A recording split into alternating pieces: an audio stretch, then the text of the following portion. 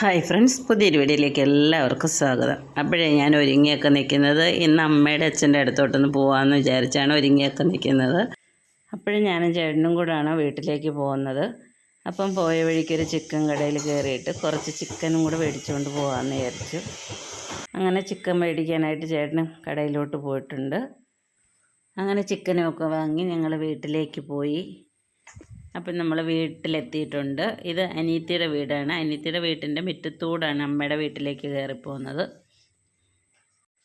രണ്ട് വീട്ടിൻ്റെയും കൂടി നടുക്കായിട്ടാണ് നമ്മുടെ ജൂലിക്കുട്ടിയെ കെട്ടിയിട്ടേക്കുന്നത്. അവൾ എന്നെ കണ്ടപ്പോഴും എന്തൊക്കെയോ പറയുകയോ ബഹളം ഉണ്ടാക്കിയൊക്കെ ചെയ്യുന്നുണ്ട്. 4 മാസം വരെ ഞാനാണ് വളർത്തിയത്, അതാണ് അവൾ അങ്ങനെ കാണിക്കുന്നത്. പക്ഷെ വേറെ ആരെങ്കിലും വന്നാൽ ഭയങ്കരമായിട്ട് കിടന്ന് പോരും. എൻ്റെ കൈ കടി എന്താ കളിക്കാനാ? ഷെയ്ക്കൻ്റെ അടി ഒരു ഷെയ്ക്കൻ്റെ അടി ടാറ്റാ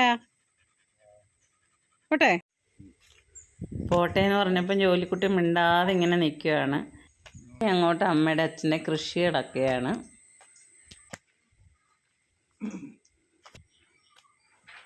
ഈ കാണുന്നത് ചുമന്ന അഗസ്ത്യപ്പൂവാണ്. അത് എല്ലാവരും കണ്ടിട്ടുണ്ടായിരിക്കും. ചുമപ്പുണ്ട്, വെള്ളയുണ്ട്. വെള്ളയ്ക്കകത്ത് ചുമന്ന വരയുള്ളതുണ്ട്. 2-3 സൈസിലേ ഉണ്ട്. പക്ഷേ ഇത് നമ്മുടെ വായുടെ അസുഖത്തിനും തൈറോയിഡിനും ഒക്കെ ഏറ്റവും നല്ലതാണെന്നാണ് പറയുന്നത്. ഇതൊക്കെ അമ്മയുടെ ചെടികളാണ്, അതെല്ലാം പൂത്ത് നിൽക്കുകയാണ്. ഇത് ഉള്ളിയൊക്കെ പൊളിച്ചു, ചീനി അടപ്പയിട്ട്, അരി വേവായി, അച്ഛൻ്റെ ഒരു കാച്ചി, അച്ചാഞ്ചപ്പൊടി. നിങ്ങൾ ഈ വെണ്ടയ്ക്ക കണ്ടിട്ടുണ്ടോ? ഇത് കൊമ്പൻ വെണ്ട എന്നാണ് പറയുന്നത്. ഇതിന് വലിയ കൊഴുപ്പും ഇല്ല, അതെല്ലാം നല്ല ടേസ്റ്റുമാണ് തോരൻ വെച്ചോ മെഴുക്ക് പുരട്ടി വെക്കുമ്പോഴൊക്കെ.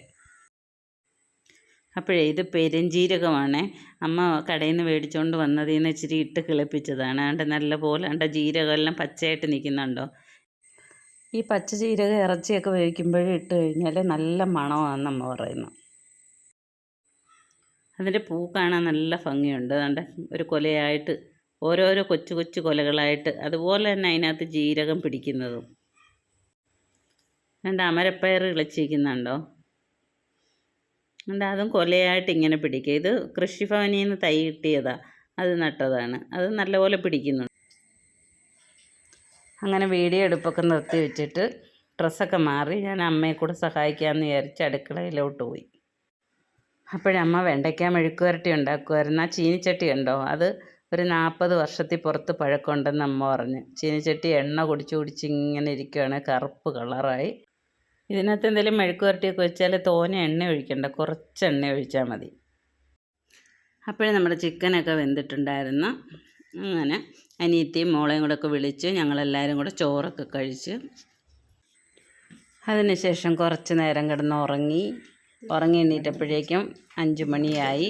അപ്പോഴേക്കും വീട്ടിൽ പോകാനായിട്ട് ഒരുങ്ങി.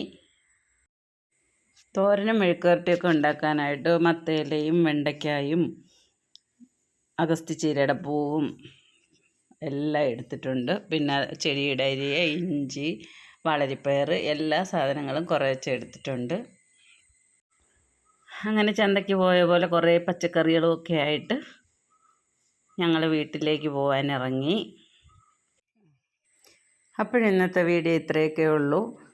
പുതിയൊരു വീഡിയോയുമായി വീണ്ടും വരാം. ബായ്.